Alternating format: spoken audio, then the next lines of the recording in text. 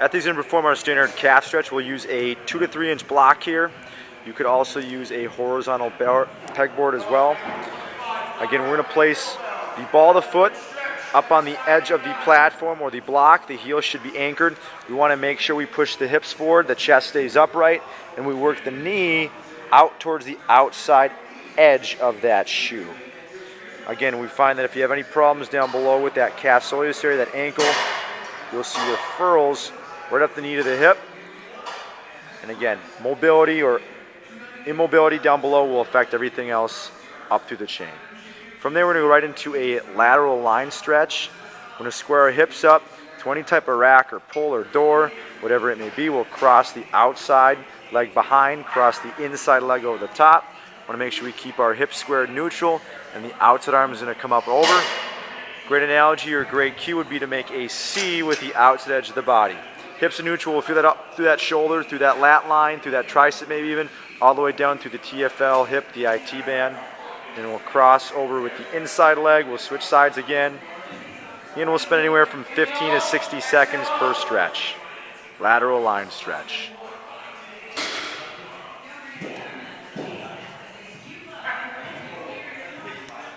The athlete is demonstrating our standard pec or chest or shoulder stretch here. We're going to square up the hips and feet. Again, you can go opposite foot forward, same foot forward. We want to make sure as we keep everything squared here. Make sure the shoulders are level. We're opening up that chest, which is always tight in most athletes, but we're also creating space in that shoulder as well. In about 20 to 30 seconds. We'll stick with the same arm. Usually we do the opposite arm right after that. For the sake of time today, we'll stick with the same arm. We'll go right into a lateral line stretch or a lat stretch. We're going to open up the palm. The palm is straight up. We're going to create a little bit of tension up top. And we're going to really put that lat line on stretch. Work all those fibers. We can work down. We can work around. Athlete's going to right into a lat or subscap stretch.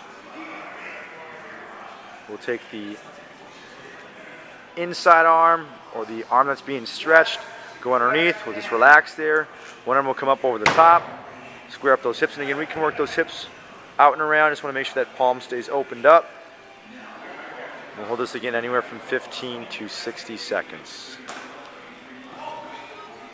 When we go through our tall standing quad stretch on the bench, we'll hit the quad, also the flexors of the hip on that anterior portion of the hip. Want to make sure we're doing a great job of keeping the hips at a neutral position. Always think of the hips, like we've talked about before, as a bucket of water. The pelvis is a bucket of water. We want to keep that bucket of water full.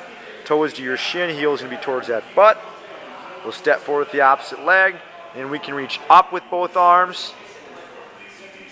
Just to open up that psoas, up and over. You'll get some of that lateral line, maybe some of that TFL as well. And then we'll come across.